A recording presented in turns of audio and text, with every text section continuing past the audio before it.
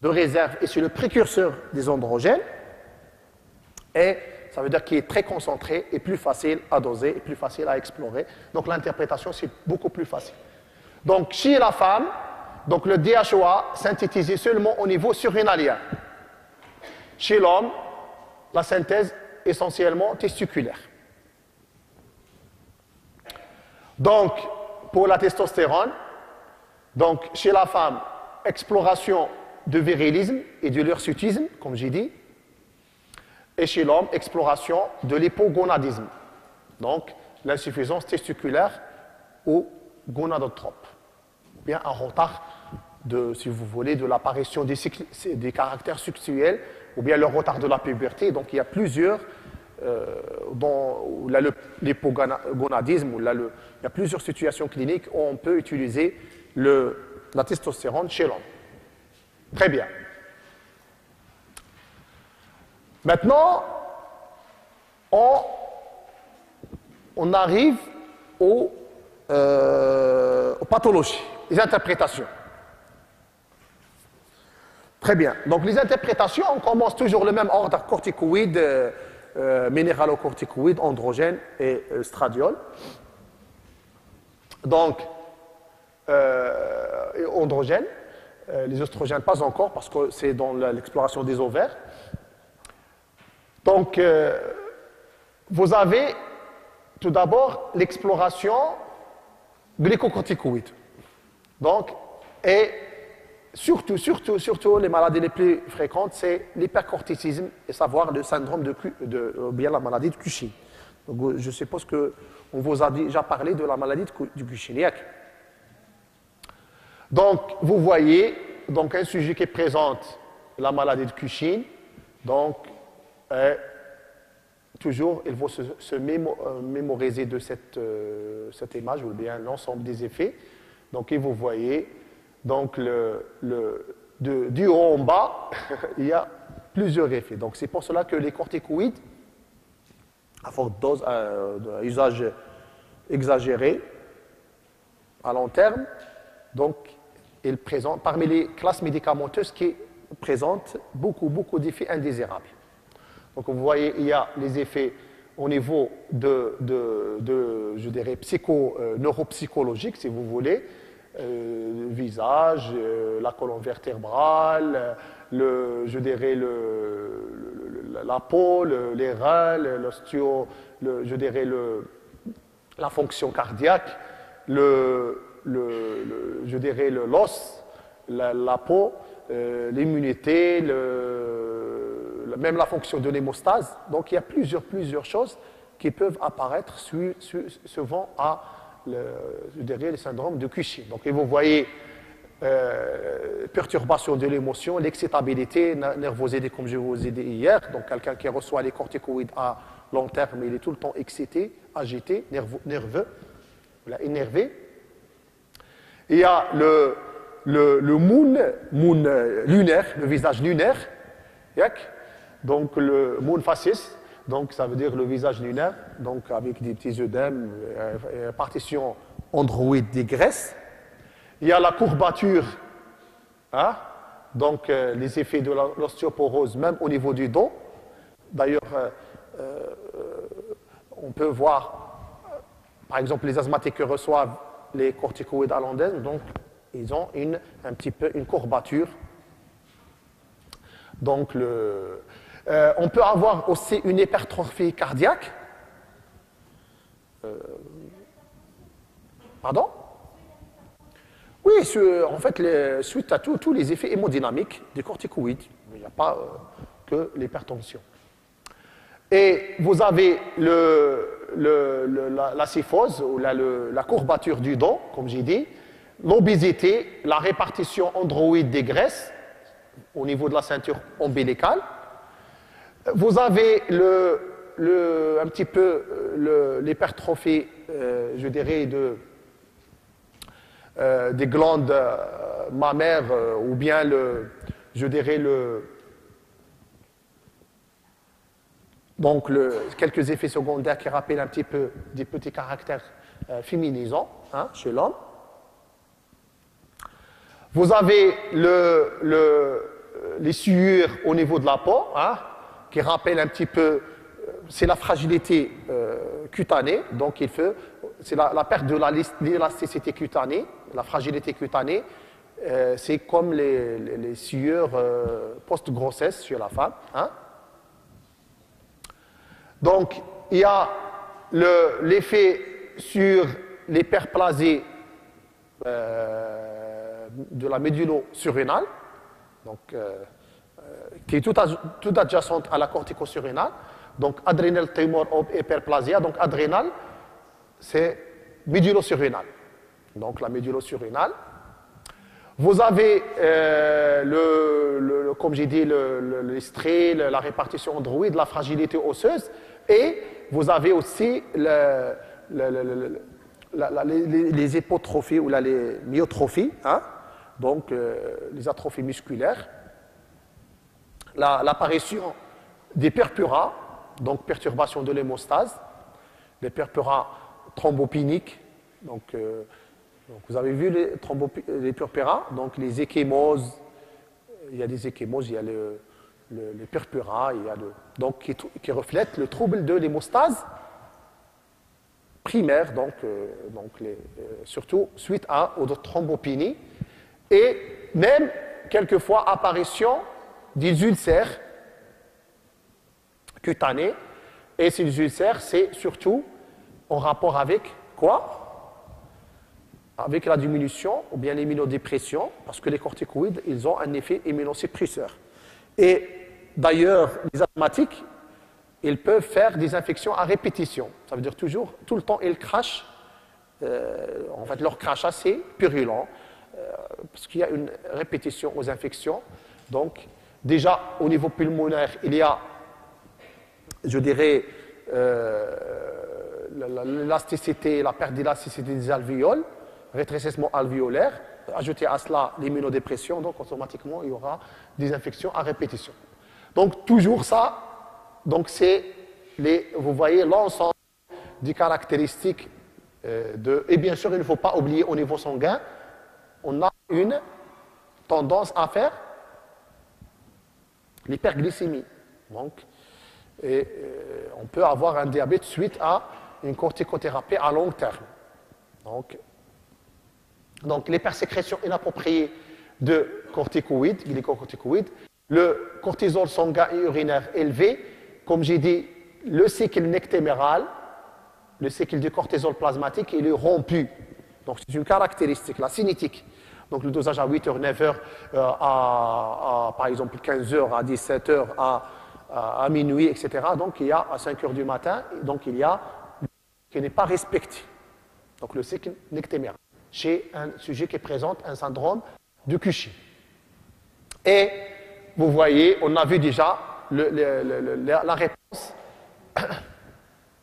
au test de freinage à la dexaméthasone, et beaucoup plus qu'on augmente, ça veut dire beaucoup plus qu'on obtient le freinage qu'après des doses élevées de la dexaméthasone, ça veut dire que l'hypercorticisme, il est plus grave. Pardon? Il est plus grave. D'autant plus qu'on augmente la dose pour avoir le freinage, ça veut dire d'autant plus que l'hypercorticisme, il est important.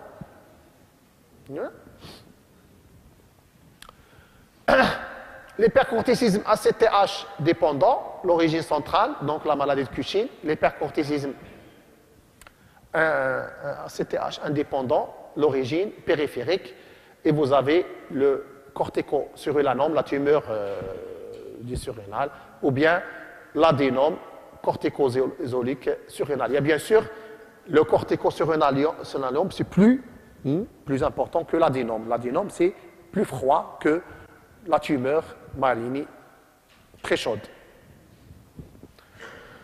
Très bien. Lorsqu'on parle de chaud et de froid, bien sûr, ce n'est pas la température. Chaud, ça veut dire chaud, hypersécrétion, donc froid, moins d'hypersécrétion, moins de... Voilà. Dans le cas contraire, dans le cas de l'insuffisance surrénalienne, donc on va voir les cas de l'insuffisance périphérico-centrale. Donc, le diagnostic, on fait pardon, déjà, dans l'insuffisance, s'il vous plaît, dans l'insuffisance surrénalienne, il y a deux choses. S'il vous plaît, dans l'insuffisance surrénalienne, il y a deux catégories.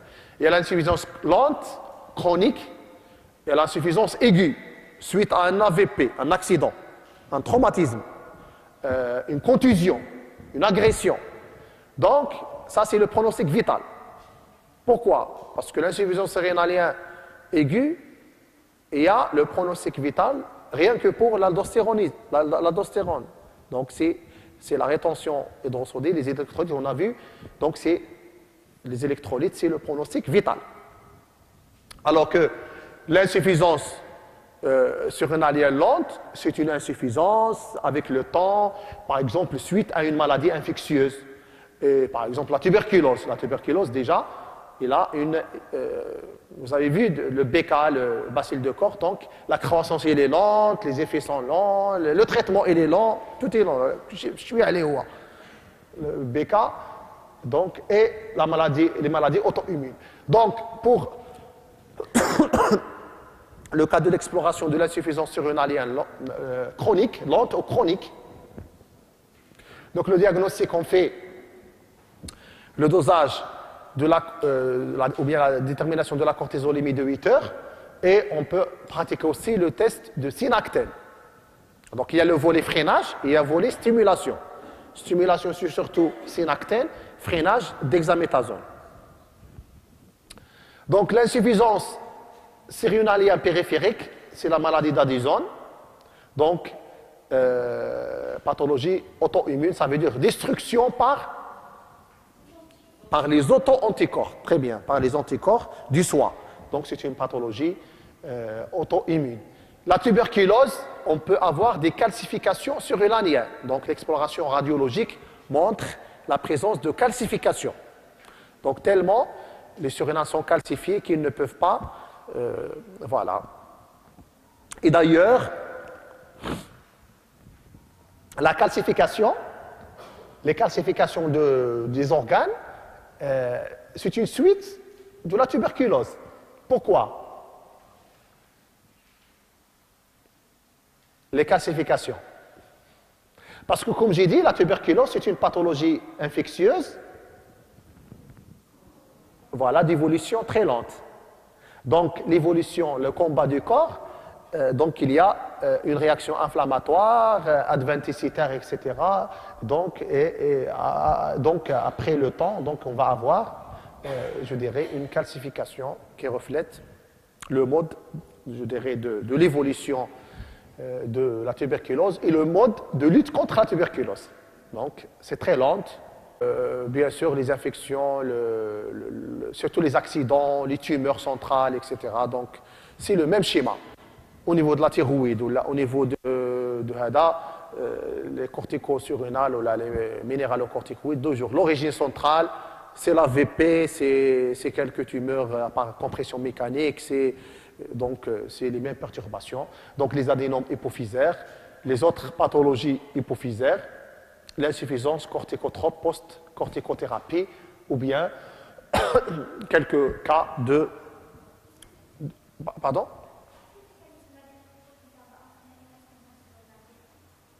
Très bien, donc une bonne question. Parce qu'il y a, comme j'ai dit, quelque chose de tumoral. Et l'hypophyse, donc il y a pas une seule région. Donc, ça veut dire une tumeur adénome hypophysaire. Peut-être qu'il va comprimer, entre autres, l'anti-hypophyse. Donc, il va empêcher la sécrétion de l'ACTH. C'est une tumeur adjacente. Donc, il peut... Voilà. Comme toujours, s'il vous plaît, la réflexion, il faut être ouvert. Adénome, tumeur, il ne faut pas oublier notre volet. Effet mécanique, il faut compressif. Ou là, qui touche un autre tissu adjacent, donc qui va interférer avec la sécrétion de... Voilà. Très bien. Et comme j'ai dit, l'insuffisance surrénalienne aiguë, c'est surtout les accidents, les AVP, ou les agressions, les contusions de coton, etc. Parce que, malheureusement, les agressions, c'est surtout de la partie. C'est la partie élastiquée, facile à faire pénétrer ايوا الله يحفظ. Donc ici, donc les reins et les surrénales. Donc c'est pour cela d'ailleurs, c'est toujours Donc c'est une urgence vitale, donc secondaire à la maladie d'adhésion décompensée, hémorragie bilatérale du surrénal, bien sûr, et il ne faut pas oublier les AVP, les agressions, les contusions, etc. Donc les accidents de voie publique, les agressions. Donc, et c'est une urgence vitale. Et bien sûr, le scanner, il va montrer une hémorragie des surrénales, bien sûr. Et voilà. Maintenant, le cas, ou bien l'exploration de l'aldostéronisme, ou bien de l'aldostérone, des minéralocorticoïdes. Donc, dans le cas, l'interprétation, ou bien les pathologies, les hyperaldostéronismes. Donc, l'hyperaldostéronisme primaire, on parle du syndrome de Cohn. Donc, l'hypersécrétion primitive de l'aldostérone. Et bien sûr, les effets de l'aldostérone. Hypersécrétion, dosage de l'aldostérone élevé, ou bien on explore secondairement les effets de l'aldostérone. Donc, on va avoir tout ça, c'est très. Il n'y a pas photo, il est très schématique. Donc, vous voyez kaliémie, hypertension artérielle sans œdème et rénine basse. Vous voyez l'hypertension artérielle sans œdème parce qu'il y a une rétention hydrosodique. Donc, l'adénome, tumeur bénigne unilatérale du surrénal, l'hyperplasie bilatérale du surrénal. Donc, vous voyez donc, les situations auxquelles on pourra être confronté pour les effets ou bien l'aldostérone. Les hyperaldostéronismes secondaires, donc les œdèmes par carence protéique ou par insuffisance cardiaque congestive. Pourquoi? Pourquoi l'hypoprotéinémie? Hein?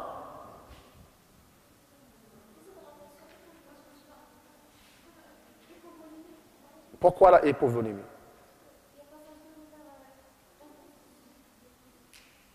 Donc, la pression osmotique diminue, donc la fuite de l'eau, et vous aurez une hypovolémie, bien sûr, qui peut donner un hyperaldostéronisme secondaire.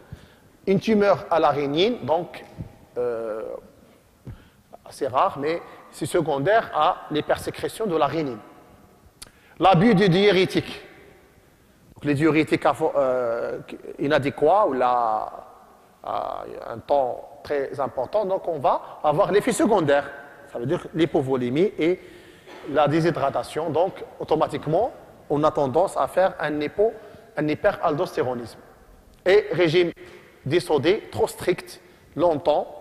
Donc, les sujets qui souffrent d'une hypertension artérielle, qui ont un régime hyposodé, et la canne très très serrée, très, je dirais, stricte. Donc, on peut passer à l'autre volet, c'est d'avoir une hypovolémie et un hyperaldostéronisme secondaire.